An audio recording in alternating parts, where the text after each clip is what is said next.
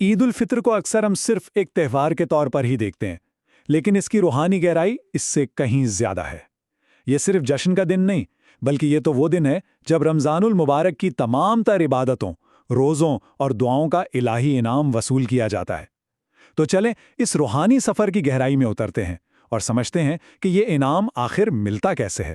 تو پھر یہاں ایک سوال پیدا ہوتا ہے کہ ایک مہینے کی مسلسل عبادت اور روزوں کے بعد وہ حتمی انعام آخر ہے کیا؟ اللہ تعالیٰ اپنے بندوں کو اس ساری محنت کا صلہ کیا تھا فرماتے ہیں؟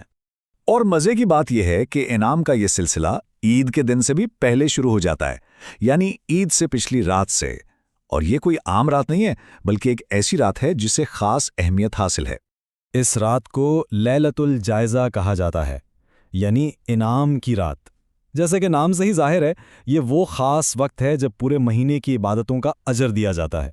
یوں سمجھیں کہ یہ اللہ کی طرف سے اپنے بندوں کے لیے رحمت کا ایک بہت ہی خاص لمحہ ہوتا ہے۔ اور پھر جب عید کی صبح ہوتی ہے تو ایک غیر معمولی واقعہ پیش آتا ہے۔ یہ کائنات کی سطح پر ایک بہت بڑے اعلان کا وقت ہوتا ہے، جب آسمان سے فرشتے زمین پر اترتے ہیں۔ ذرا تصور کیجئے اس منظر کا کہ فرشتے آسمان سے زمین پر نازل ہو رہے ہیں، پھر وہ گلیوں اور راستوں کے کونوں پر کھڑے ہو جاتے ہیں اور اللہ کی مخلوق کے لیے ایک اعلان کرتے ہیں، ایک ایسی آواز جسے جنات اور انسانوں کے علاوہ ہر مخلوق سنتی ہے۔ اور وہ پکار کر کہتے ہیں، اے محمد صلی اللہ علیہ وسلم کی امت، اپنے اس رب کی طرف چلو جو بہت سخی ہے، جو بڑا اجر دیتا ہے اور بڑے سے بڑے گناہوں کو بھی معاف فرما دیتا ہے۔ یہ رحمت اور مغفرت کی طرف ایک کھلی دعوت ہوتی ہے۔ اس کے بعد اللہ اور فرشتوں کے درمیان ایک بہت ہی خوبصورت مکالمہ ہوتا ہے۔ یہ مکالمہ ایک مزدور اور اس کی اجرت کی مثال کے ذریعے انعام کے پورے تصور کو بالکل واضح کر دیتا ہے۔ اللہ تعالیٰ اپنے فرشتوں سے پوچھتے ہیں، اچھا یہ بتاؤ اس مزدور کا کیا انعام ہونا چاہیے جس نے اپنا کام مکمل کر لیا ہو؟ یہ صرف ایک سادہ سا سوال نہیں، بلکہ ایک بہت گہری مثال ہے جس میں روزے دار کو ایک محنتی کارکن سے تشبیہ دی گئی ہے۔ اس پر فرشتے جواب دیتے ہیں، اے ہمارے رب اور آقا، اس کا بدلہ تو یہی ہے کہ اسے اس کی مزدوری پوری ادا کر دی جائے۔ اور یہ جواب اس آفاقی اصول کی تصدیق کرتا ہے کہ بھئی ہر محنت کا صلہ ضرور ملنا چاہیے۔ اچھا، اس مکالمے کے بعد یہ روحانی داستان اپنے عروج پر پہنچتی ہے۔ اب اللہ تعالیٰ براہ راست اپنے عبادت گزار بندوں سے مخاطب ہوتے ہیں اور ان کے حتمی انعامات کا اعلان فرماتے ہیں۔ اور اللہ تعالیٰ فرماتے ہیں، میرے بندو مجھ سے مانگو، میری عزت اور میرے جلال کی قسم، آج تم اپنی آخرت کے لیے جو کچھ بھی مانگو گے میں تمہیں عطا کروں گا۔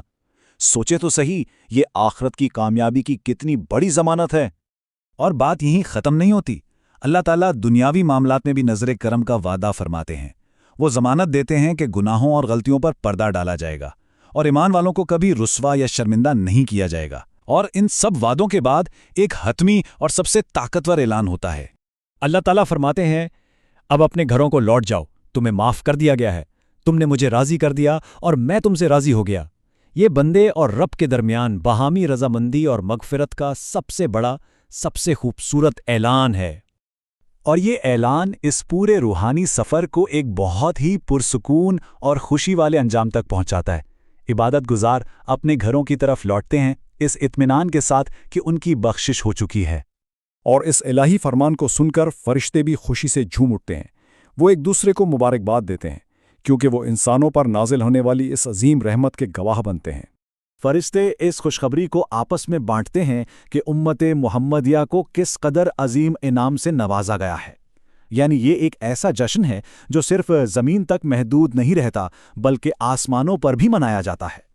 تو آخر میں یہ سوال ہم سب کے سوچنے کے لیے ہے کہ عید کو محض ایک تہوار کے بجائے انعام کا دن سمجھنے سے اس جشن کا ہمارا احساس اور تجربہ کس طرح بدل سکتا ہے؟